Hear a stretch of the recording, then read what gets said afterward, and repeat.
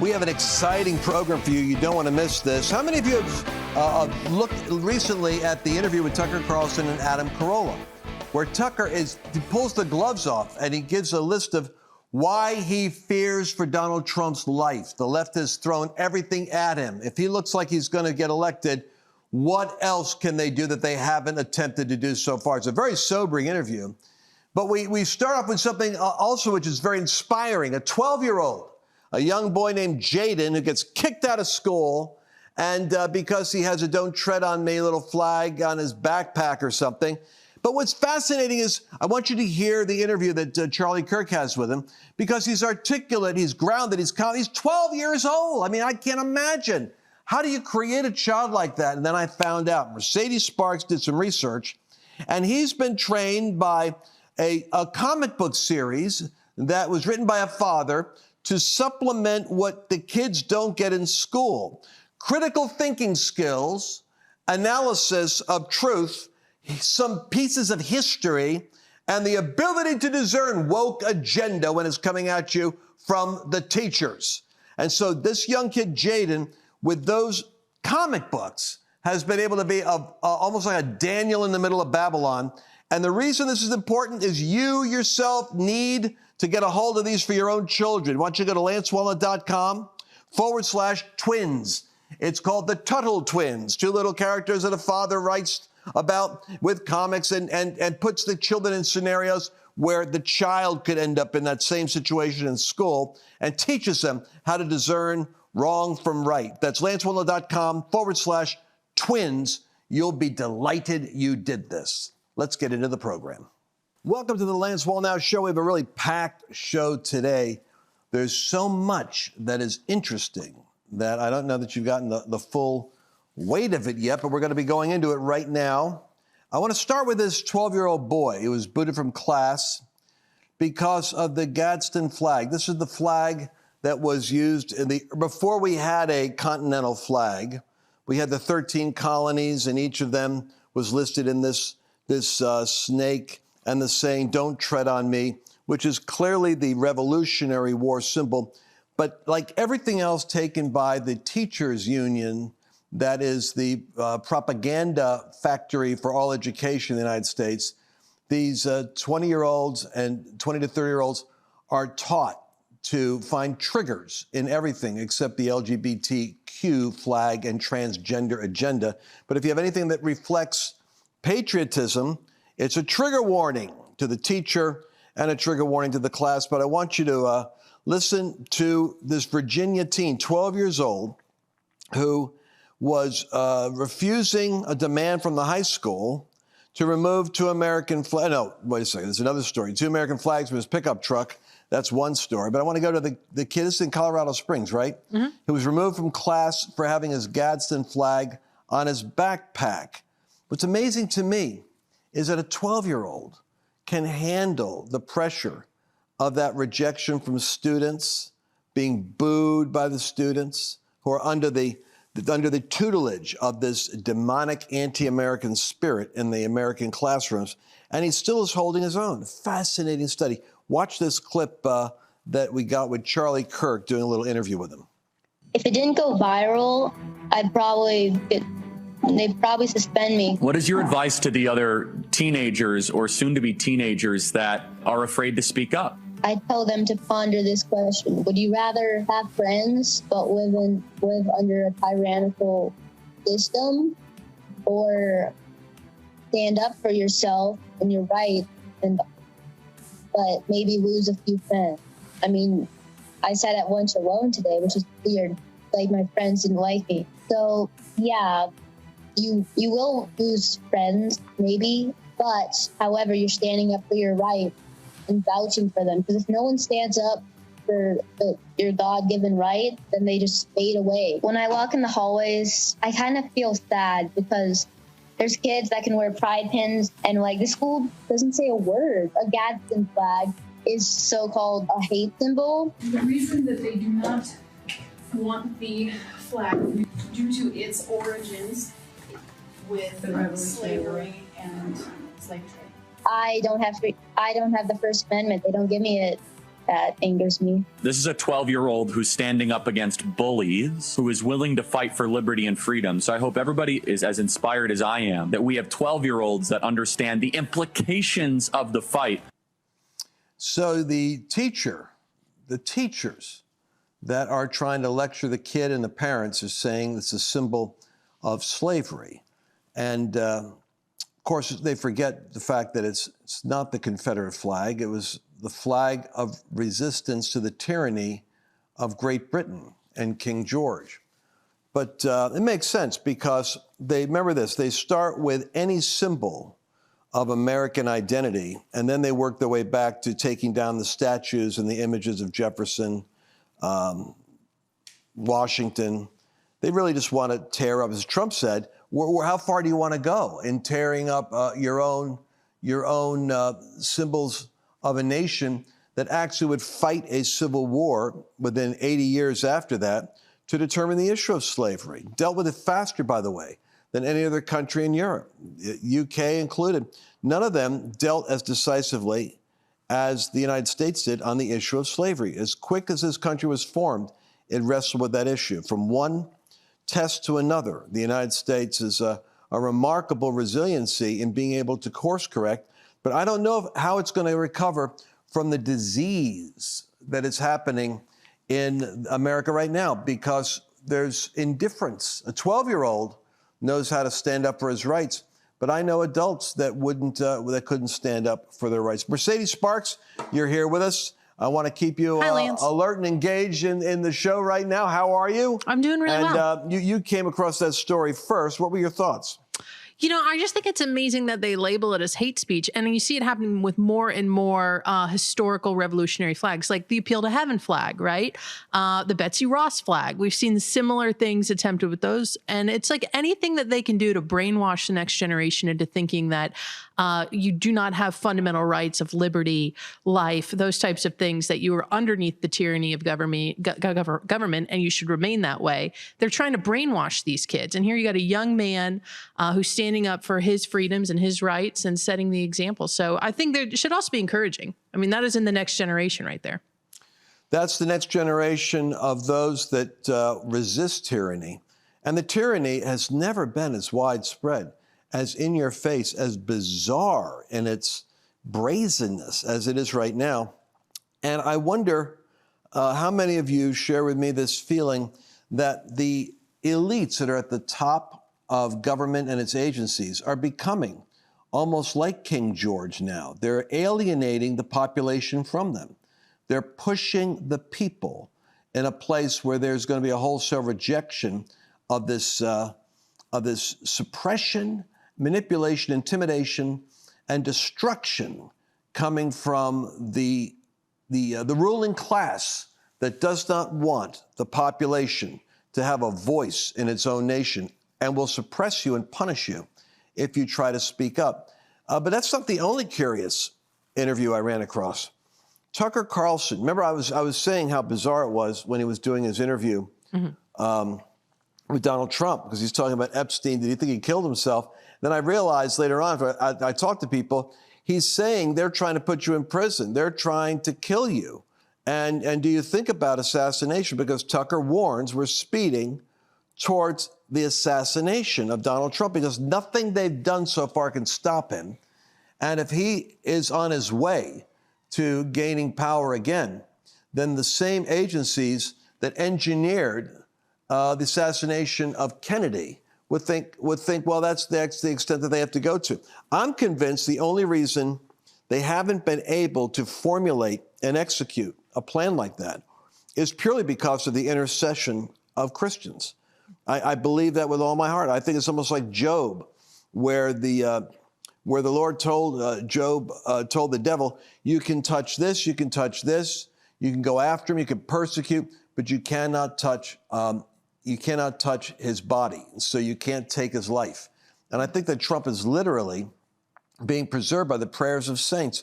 But listen to Adam Carolla talking with Tucker Carlson about the trajectory of the persecution. And now Tucker says it's an inevitable arc. They're going to desperate measures. They're willing to try to lock him up in prison. How far will they go if the guy gets elected president? Listen to this. What do you think the future holds? Is it, I don't know. I mean, are they going to let Trump be president? No, of course. I mean, look, if, they protested him, they called him names. He won anyway. They impeached him twice on ridiculous pretenses. They fabricated a lot about what happened on January 6th in order to impeach him again. It didn't work. He came back. Then they indicted him. It didn't work. He became more popular.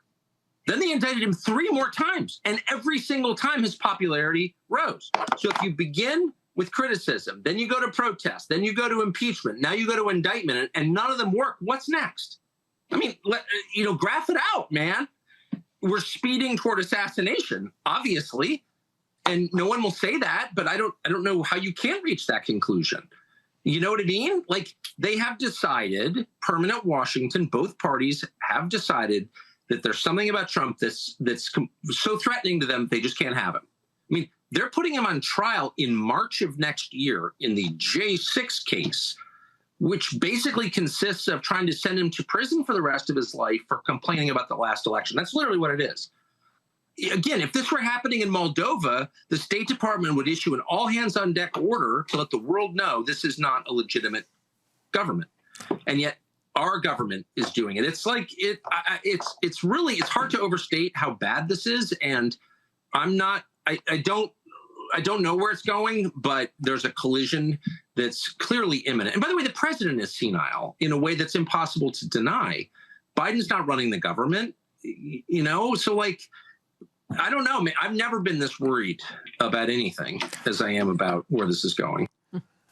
And then the part that I think we could say, because we have the Bible to talk about this, is that you can reach a place where you have a collective kind of a possession, so to speak. I mean, it's like when you have the Nazi party in Germany. You can reach a place where you have such a mind meld under a principality that your whole group is thinking weird, and they have the authority to execute and do what they want to do. This is the nature of the bizarreness that you've got in the uniparty. The fact that the Republicans aren't even speaking about the fact that in Georgia, they're seeking to lock up 19 lawyers and people that are public servants who came to the defense of the president. There are lawyers right now that won't take cases for fear of being disbarred. For the same reason, there are counselors, Christian counselors, that can't talk to kids in certain states about the fact that they want to have their breasts cut off, a 13-year-old, 14-year-old, 15-year-old, that they want to be chemically castrated because they think they're in the wrong body. They could lose their license. It gets to the point where the tyranny of the propaganda is so light, Soviet style or Maoist style, where you have to agree with the lie or you'll be locked up, you'll be fined. And the trajectory of this has gotten to the point where I think 2 things are happening. One, those that aren't alarmed are in danger of being rolled over by this revolution. And those that are alarmed are trying to figure out exactly how far can they go and what can they do. What recourse do they have other than civil disobedience, acts of open defiance that eventually are going to have a collision course with the state in the future. We're going to take a break and we'll be right back. Hey, let's take a moment right here and talk about something. You know, these programs are actually paid for by sponsors. And so the one thing that I always do is try to pick the sponsors that have the greatest value. Those are the ones that I myself believe in. Now, the Birch Gold Group is one of those key sponsors, and I'll tell you why. The economy is the area that I'm the most concerned about in terms of instability in the future. Do you know that right now, China and Russia and India is meeting with Saudi Arabians and South Africans to create an alternative economy, to basically crush the dollar? This is going to have a massive effect on the stock market, on real estate. It'll be a real shaking. But you don't have to be shaken, because there's a way you can protect your retirement, your 401ks, your IRAs by connecting them in with gold. Gold is unique in history in that it's a place of stored value. In fact, those BRICS nations of Brazil and Russia, India and China, they're going to be backing themselves with, guess what? Gold. So be smart. I want you to go to lancewallnau.com/Birch and get a free information kit. Get knowledge, act quickly, don't wait. And they're going to be able to help you make a great decision on what to do. Remember, that information is free with no strings attached. Do it now, lancewallnau.com/Birch.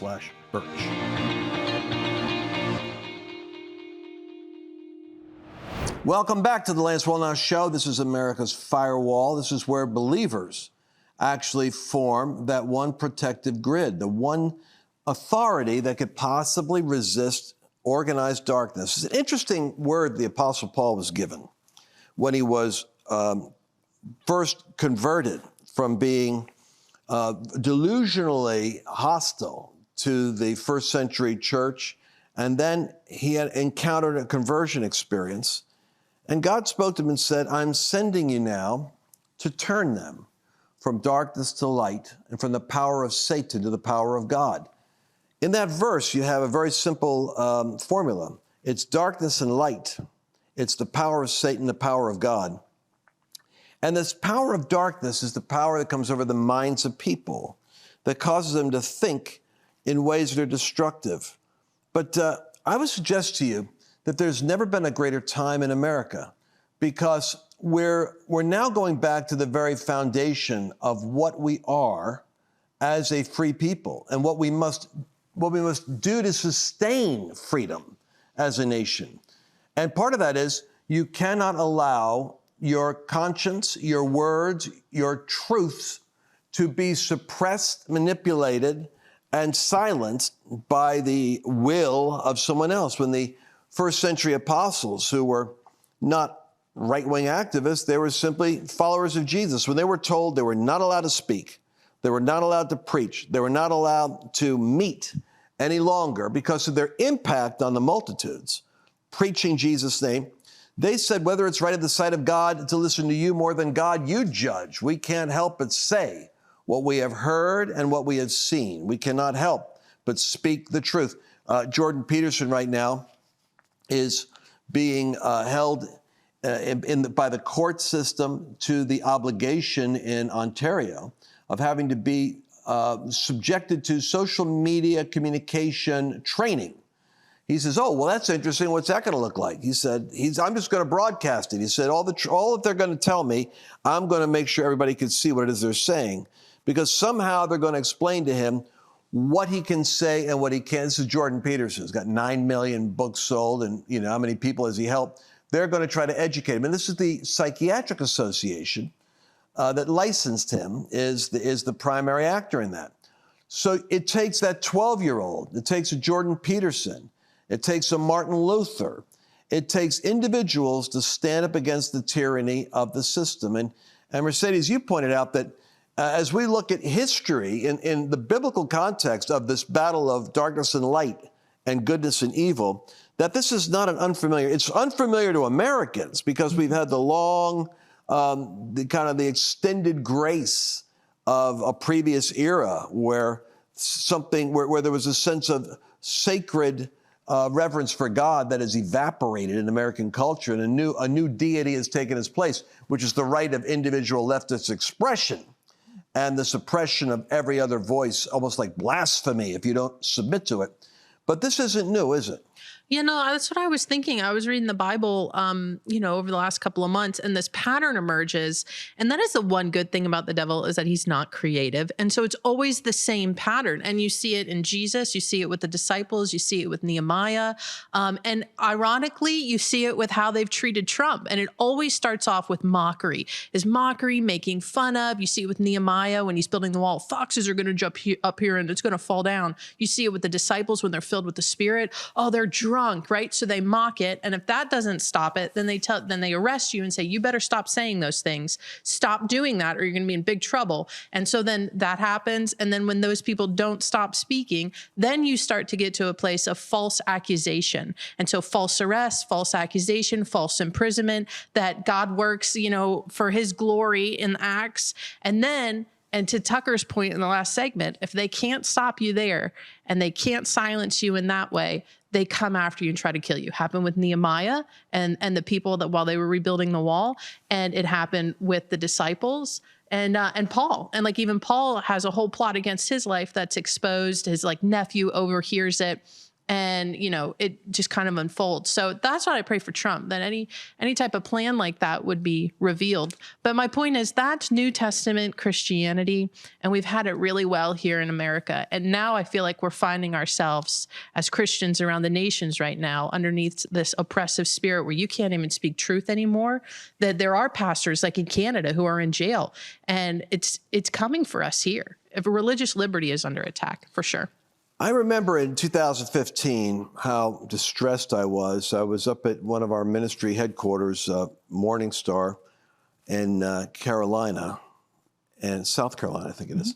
And Glenn Beck was there, I think with Ted Cruz, and he was so passionate about the necessity of having Ted Cruz be president because Glenn Beck feared that Donald Trump would be a threat to him and to America, that he would shut down his ministry, that he would vindictively try to silence. It was a paranoia. It was a strange thing. But Beck was convinced that Cruz was the only one who could stand against the tyranny of a Donald Trump. And so it was kind of an awkward situation because Beck is down here and we have mutual friends in Texas. And I'd asked one of them, it was David Barton. I said, I'd like to go talk to Glenn because, you know, now I'm an obvious Trump supporter, and he's changed his thinking on Trump. After a while, he started saying, hey, the guy's governing right, and the guy's governing good. Then I found out, meeting with Glenn Beck, that Donald Trump called him. And Glenn said, you know, I feel kind of bad about what I did. He said, and Donald Trump was so gracious. He said, don't worry about it. Forget it. There's a lot of things like that happen in politics, but you're doing a great work. You're helping the country. You've got a strong voice. And I just want to encourage you with what you're doing. Don't worry about me and you. I'm fine. All that stuff's past. And Glenn Beck said he was so impacted by the graciousness of Trump. He wasn't who he thought he was. Now, his enemies, Trump's enemies, still are under this spirit, what I called Trump derangement in 2015. They're still there. They see him as an existential threat. That's a spirit, folks. It's a weird spirit.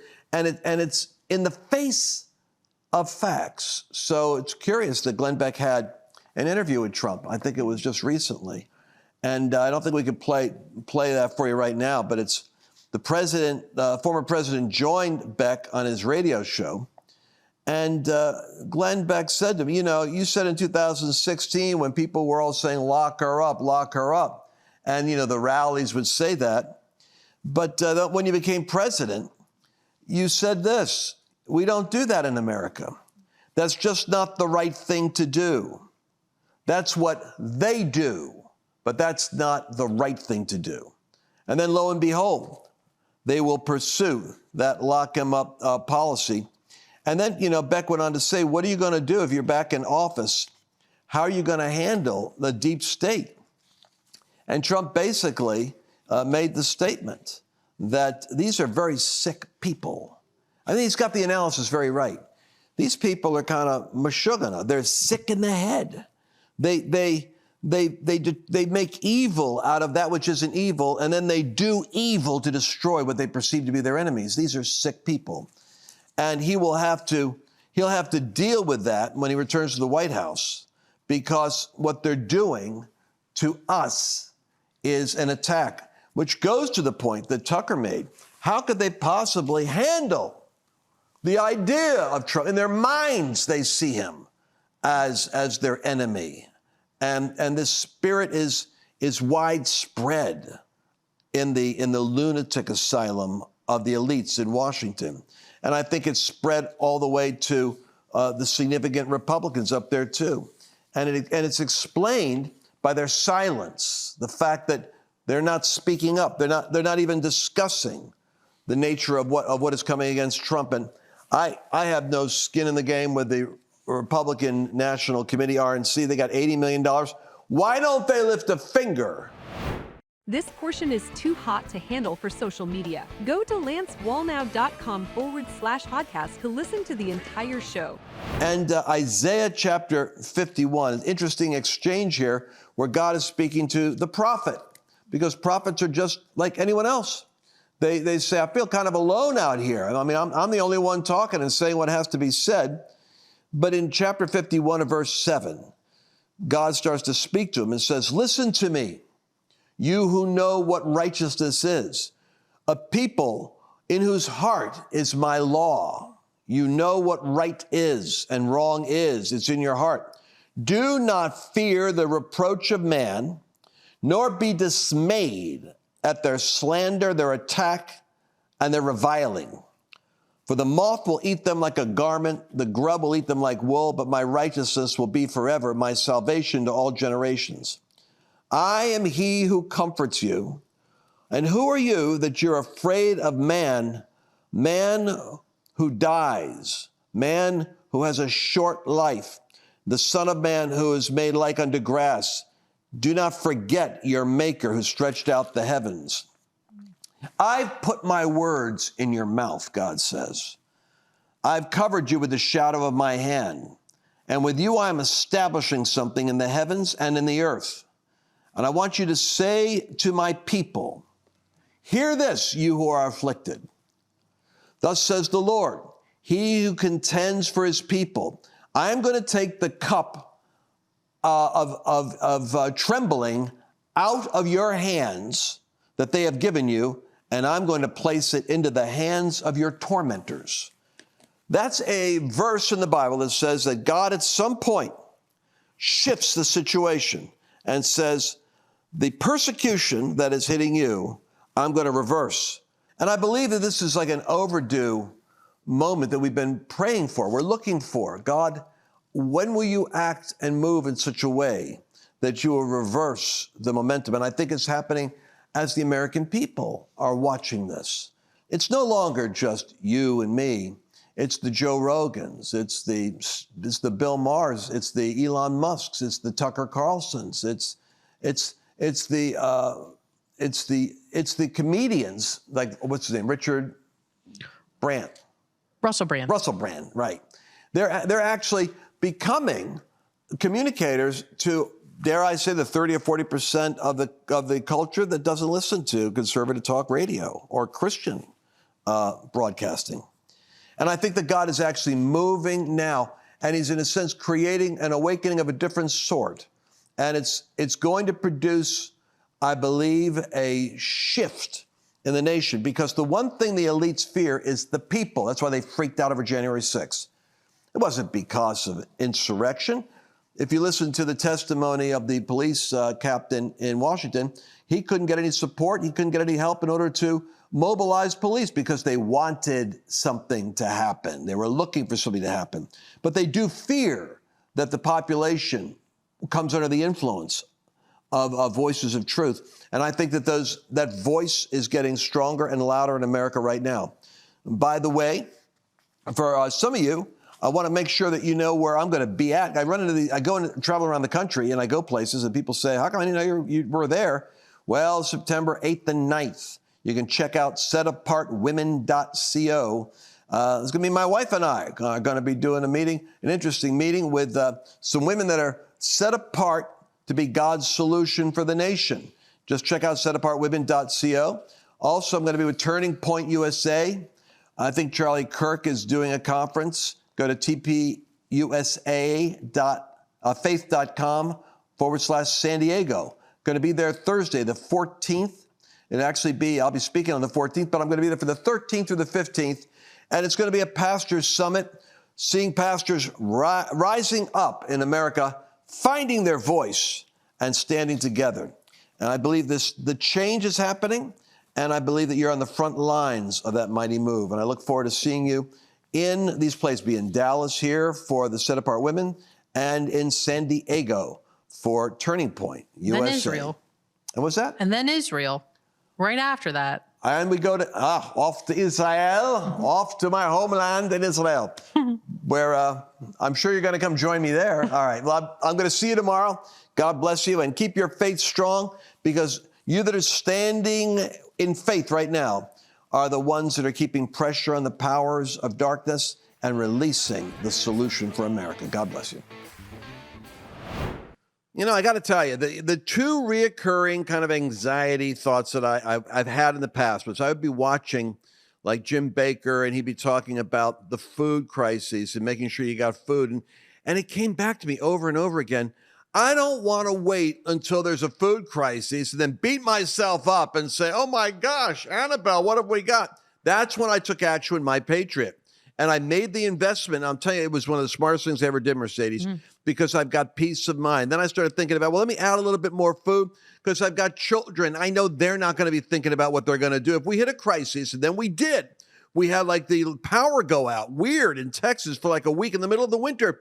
That's when I realized, oh man, I got to look at solar. I've got to look at backup energy. I've got to look at food. I went and visited my friend Ken, and he has a ranch. He has enough food and water there to take care of him and his 8 grandchildren and his 4 children. And this guy takes it seriously, and he's a brilliant businessman. That's when I decided. LanceWallnau.com/Patriot. I believe in it so much, I'm going to make sure my friends hear about it.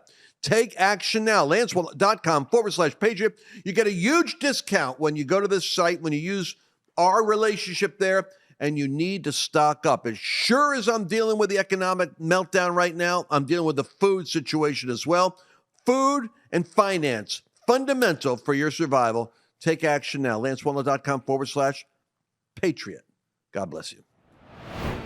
Did you enjoy this latest episode? Please remember to share it with your friends, because the more knowledge you have, the better equipped you are to navigate the world.